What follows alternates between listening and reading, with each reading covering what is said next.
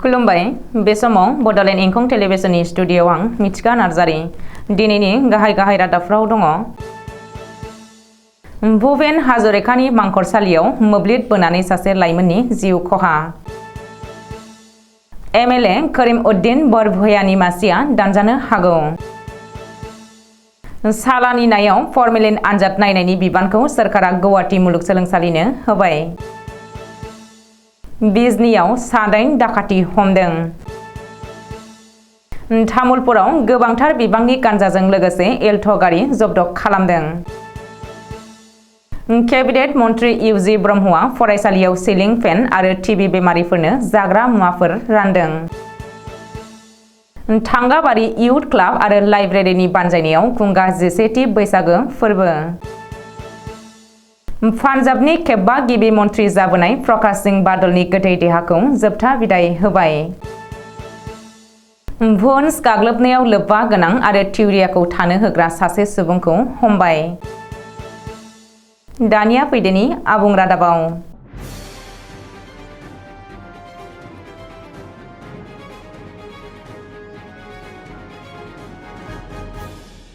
गुवाहाटी जालुकबारियाव थानाय सुधागन भुपेन हाजरिकानि मांखरसालियाव सासे उन्दै बैसोनि लाइमोना मोब्लिब बोजानानै जिउ गोमादों। बुधबारखालि हराव जादों बे दुखुनांथाव जाथाया। मिथिनो हानाय बायदिब्ला मैया भुपेन हाजरिकानि मांखरसालियाव थानाय दैनि फाउन्डेसनाव मोब्लिब बोबथाबजानानै सासे लाइमोना जिउ गोमादों। बबेखानि जिउ गोमानाय लाइमोनखौ गुवाहाटी भान्डु बिबिसि कलनीनि शुभम कुमार रय होननानै सिनायथिनो हादों। बे जाथायनि उनाव दिनै जालुकबारियाव थानाय भारत रत्न भुपेन हाजरिकानि मांखरसालिखौ बन्द खालामदों आरो दावबायारिफोर हाबनायखौ एबा बेरायनायखौ होबथादों। रिपर्ट बायदिब्ला दैनि फाउन्डेसनाव मोब्लिब बोबथाबजानानै जिउ गोमानाय शुभम कुमार रय नखरनि सोद्रोमाफोरजों लोगोसे भुपेन हाजरिकानि मांखरसालियाव बेरायनो फैदोंमोन। बबेखानि बे जाथायनि उनाव शुभम कुमार रयखौ जालुकबारियाव थानाय सोरखारि आयुर्वेदिक कलेज आरो हस्पिटालाव लांनाय जादोंमोन। नाथाय डाक्टारा शुभमखौ थैबाय होननानै फोसावो।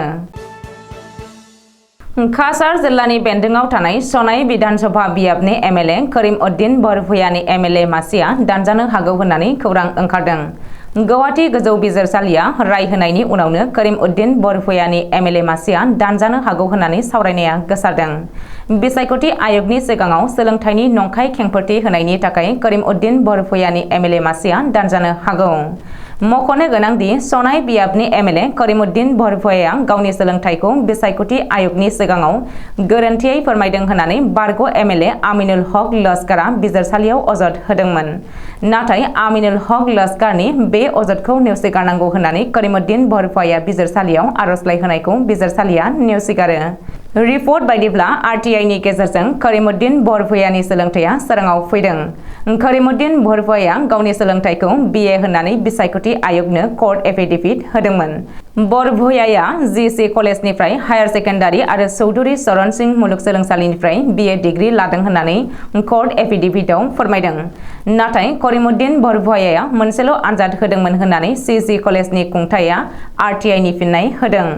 माने करीम-उद्दीन बरभुयाया हायार सेकेन्डारि उथ्रिसारनो हायाखैमोन। ओरैहाय चरण सिंह मुलुगसोलोंसालियाबो आरटिआइनि फिननाय होनानै गावसोरनि मुलुगसोलोंसालियाव करीम-उद्दीन बरभुया मुंनि रावबो फरायसा गैयामोन होननानै बुंदों।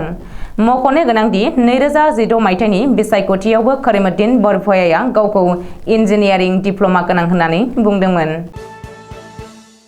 आसामाव गुबुन रायजोनिफ्राय लाबोनाय सालानि नायाव बिस गोनां फर्मेलिन थानायखौ लानानै आसाम सोरखारा सांग्रां जादों। बेखौ बिथा खालामनानै आसाम सोरखारनि ना फिसिग्रा बिफाना गुवाहाटी गोजौ बिजिरसालिजों दिनै मोनसे गोनांथार मेल सावरायदों।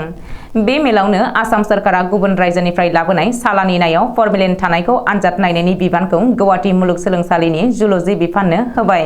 मख'नो गोनांदि सोरखारा बिबान होनाय बायदियै गुवाहाटी मुलुगसोलोंसालिनि जुल'जि बिफाना दिनैनिफ्राय सालानि नायाव फर्मेलिन आनजाद नायनायनि खामानिखौ जागायबाय। बेनि थाखाय मुलुगसोलोंसालिया प्रफेसार, संबिजिरगिरि आरो फरायसाफोरखौ लानानै मोनसे टीम दानानै लादों होननानै खौरां मोन्दों। रिपर्ट बायदिब्ला बे टीमानो हाथाय बाजाराव थांनानै सालानि नानि सेम्पुल बुथुमगोन। बेजों लोगोसे गुबुन गुबुन हाखर, बिलो आरो दैमानि दैनिबो सेम्पुल बुथुमगोन आरो मुलुगसोलोंसालिनि गुबुन गुबुन लेबआव नायबिजिरसंगोन। बेनि उनाव बेनि रिपर्टखौ रायजो सोरखारनो गथायगोन। मख'नो गोनांदि नगाव कलेजनि जुल'जि बिफाननि नायबिजिरसंनायाव सालानि नायाव बिस गोनां फर्मेलिन थानाया सोराङाव फैदोंमोन। बै समाव नगावनि गुबुन गुबुन हाथाइनिफ्राय सालानि नानि सेम्पल बुथुमनानै नायबिजिरसंदोंमोन। बेनि उनावनो रायजो सोरखारा बे बिथांखिखौ लादों। चिरां जिल्लानि बिजनियाव 8 डाकाति हमजादों। बिजनियाव दिनै अजद गोनां मुवा बेसादफोरजों लोगोसे 8 डाकातिखौ हमनो हादों। बिजनीनि भावरागुरिनिफ्राय हमनो हादों 8 डाकातिफोरखौ। बिजनी भावरागुरियाव हमनो हानाय 8 डाकातिफोरखौ फारियै हाबु शेख 30 बोसोर, आशराफ आली 22 बोसोर, बाशर आली 21 बोसोर, कुतुर आली 19 बोसोर, आब्दुल माजिद 31 बोसोर, आनिसुर आलम 30 बोसोर, महबुबुर रहमान 26 बोसोर आरो राशिदुद आली 30 बोसोर। रिपर्ट बायदिब्ला 8 डाकातिफोरनिफ्राय नोगोद 15,550 रां, मोन 8 सिम कार्ड, गं 8 मबाइल फन, गोबौ हाथियार फारियै गंसे सिखा, गंसे थुंग्रि, गंसे खुख्रिखौ बोखांनो हादों।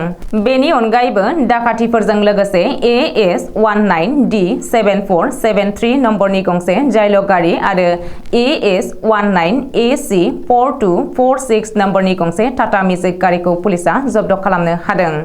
मिथिनो हानाय बायदिब्ला स्रोद सुलुङाव खौरां मोननायनि उनावनो बिजनी महकुमानि SDPO प्रणब ज्योति कलितानि दैदेननायाव बिजनीनि OC बाबुकुन मदाननि दैदेननायाव सिग्रोमनानै 8 डाकातिफोरनि हानजाखौ हमनो हादों। मख'नो गोनांदि हमजानाय डाकातिफोरा सिगांनिफ्रायनो गुबुन गुबुन जायगायाव लुथिनायजों लोब्बा दं होननानै अजद थिखांदों। तामुलपुराव गोबांथार बिबांनि गांजा लाबोनाय गंसे एल्ट' गारि हमदों। तामुलपुर जिल्लानि गान्धीबारि पुलिस आउटपस्टनि बेन्दोङाव थानाय रङिया भुटान फोनांजाबनाय हादरारि राजा लामानि दारकुसिनि घगा दालांनि साखाथियाव गांजाजों आबुं गंसे एल्ट' गारिखौ दिनै जब्द खालामनो हादों। जब्द खालामनो हानाय एल्ट' गारिनि नाम्बारा AS01DU 7383। रिपर्ट बायदिब्ला दारकुसि फारसे फैनाय एल्ट' गारियाव गांजा लाबोखुमानाय खौरांखौ मोननाय उनावनो गान्धीबारि आउटपस्टनि आइसि मइदुल इस्लामनि दैदेननायाव सिग्रोमो आरो बे सिग्रोमनायाव गांजा लाबोनाय गारिखौ हमनो हायो। नाथाय पुलिस सिग्रोमनाय खौरांखौ मोननानै गांजा फालांगिरिया एल्ट' गारि आरो गांजाखौ गारनानै खारलांनो हायो। सुलुङाव फोरमायथिनाय बायदिब्ला पुलिसा एल्ट' गारिनिफ्राय मोन 14 प्लास्टिकनि पेकेटाव गासै 70 केजि गांजा बोखांनो हादों। बेनि उनाव पुलिसा गांजा आरो गारिखौ तामुलपुर थानायाव लानानै थाङो आरो बेनि सायाव नायबिजिरनो जागायो। आसामनि केबिनेट मन्त्रि इउजि ब्रह्मआ बाक्सा जिल्लानि सदर मुसलपुर हायार सेकेन्डारि फरायसालिनि नब्लां न'आव दिनै जिल्लानि बेन्दोङाव थानाय गं 45 फरायसालिफोराव बिधानजुलि मावथांखिनि गेजेरजों गावनि बेथननि रांखौ बाहायनानै 150 सिलिं फेन राननायजों लोगोसे सा 25 टिबि बेमारिजों भुगिनांनाय सुबुंफोरनो सासेयाव 3,000 रांनि जाग्रा मुवा बेसादफोरखौ फारियै राननानै होयो। बेजों लोगोसे आबादारिफोरनो माइ नाग्रा मेसिन आरो गुबुन गुबुन रोखोमनि मेसिन, खेला गेलेगिरिफोरनो बायदि मुवा राननानै होयो। सोरखारि मावथांखिनि अनगायैबो गावनि मोननाय बेथनजों बाक्सा जिल्लानि टिबि बेमारि सुबुंफोरखौ मदद होनाय थांखिजों जाग्रा मुवा आरो फरायसालिफोराव सिलिं फेनखौ बिधानजुलि मावथांखिनि जोहै मन्त्रि इउजि ब्रह्मआ राननानै होयो। लोगोसे सा 25 टिबि बेमारिफोरनो 6 दाननि थाखाय जाग्रा आदार गाव जगायगोन बाथ्राखौबो मिथिनो होयो। दिनैनि बे हाबाफारियाव फारियै बाहागो लादोंमोन बाक्सा जिल्लानि जिल्ला बेंगिरि मासान्दा मेगदालिन पार्टिन, कक्लाबारि बियाबनि MCLA Mantu Bodo', ADC बन्थि Talukdar, IS भवेन देउरि बिथांमोना बाहागो लायो। चिरां जिल्लानि सुबाइजार थांगाबारियाव सानसेनि मेहेरगोनां हाबाफारिजों थांगाबारि इयुथ क्लाब आरो लाइब्रेरिनि बानजायनायाव खुंगा 11थि बैसागो फोरबो जानानै थाङो। बुधबारखालि साननि समाव बायदि रोखोमनि गेलेमु आरो लांदां बैसागो मोसानायनि उनाव देंखो मोनाबिलि हाबाफारि खुंफुंनाय जायो। देंखो मोनाबिलियाव जाखांफुनाय देंखोगिरि गहपुर हालामनि बिबुंसार गयारि आरो अदालगुरिनि कास्टम दैमारिमोनहा बायदि देंखोजों देंखो मोनाबिलिखौ मुहिनांहोदोंमोन। बे खुंगा 11थि बैसागो फोरबोआव जायगानि बोराइ बेन्थ, हौवा हिन्जाव आरो गोबां लाइमोनफोरा बाहागो लानायखौ नुनो मोन्दों।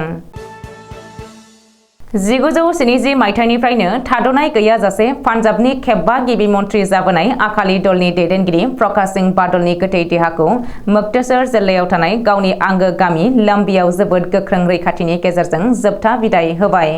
प्रकाश सिंह बादलनि गोथै देहाखौ जोबथा बिदाय होनाय समाव गोबां राजनैतिक हान्जानि दैदेनगिरिफोरा नुजाहैदोंमोन। बृहस्पतिबार खालि फुंनि 11:30 रिंगायाव आंगो जोनोम गामि लम्बिया गंसे जर'खा ट्रेक्टरजों प्रकाश सिंह बादलनि गोथै देहाखौ देहाखौ गोथैसालियाव लांनाय जादोंमोन। पान्जाबनि रायजो बेंगिरि बानवारीलाल पुरोहित, पान्जाबनि गिबि मन्त्रि भगवन्त मान, बीजेपीनि आफादगिरि जेपी नड्डा, नेशनेल कन्फारेन्सनि आफादगिरि अमर आब्दुल्ला, नेशनेलिस्ट कांग्रेस पार्टीनि आफादगिरि शरद पावार, मिरुनि मन्त्रि हरदीप सिंह पुरी, राजस्थाननि गिबि मन्त्रि अशोक गेहलोत, हारियानानि डेपुटी गिबि मन्त्रि दुष्यन्त चौटाला, बारग' मन्त्रि सुरजीत सिंह रांधवा आरो गोबां गेदेर गेदेर दैदेनगिरिफोरा प्रकाश सिंह बादलनि गोथै देहाखौ जोबथा बिदाय होनाय समाव दङमोन आरो बिबार बावहैदोंमोन। प्रकाश सिंह बादलनि फिसाज्ला सुखबीर सिंह बादल आरो बिहामजो हरसिमरत कौर बादल मोनहा नेमखान्थि बायदियै जोबथा बिदाय होनानै बिफानि गोथै देहायाव अर सावनानै होयो। 7 सान सिगाङाव जम्मु काश्मीरनि पुन्चआव तिउरियानि गाग्लोबनायाव 7 आर्मी जवान थैनायनि उनाव जिरायनाय गैयाजासे पुलिसनि हेफाजाबाव इन्डियान आर्मिया सार्च अपारेशन खालामनानै गासै 50 सुबुंखौ हमदोंमोन। नाथाय 7 सान उनाव नासिर मुंनि सासे सुबुङा गावदि बै तिउरियाफोरखौ अखाफोर दाननै सिगांनिफ्रायनो थानो जानो होदोंमोन बेखौ सिमान लादों। लेफ्टिनेन्ट जेनेरेल भुपेन्द्र द्विवेदीआ बे खौरांखौ होदों। मख'नो गोनांदि ईद फोरबोनि समाव बयबो खुसि खुसियै जानाय लोंनायनि मेथाइ राननो लादोंमोन। बे समावनो प्लास्टिकनिफ्राय फैनाय तिउरिया हानजाया खाबु लानानै इन्डियान आर्मिनि सायाव गाग्लोबो आरो साबाया जायगायावनो मुंख्लं जायो। ओजोंहाय भारतआ G20 आरो एसिय जथुमखौ मासे दैदेनगासिनो दङ। बेखौ फेलें खालामनो थाखायनो पाकिस्ताननि ISIआ गोबां रोखोमनि फाव फान्दायगासिनो दङ, जाहाथे भारतनि बे गोनांथार खामानिया जाफुङा। दिनैनि रादाबा एसेनोसै, गोजोन्थों।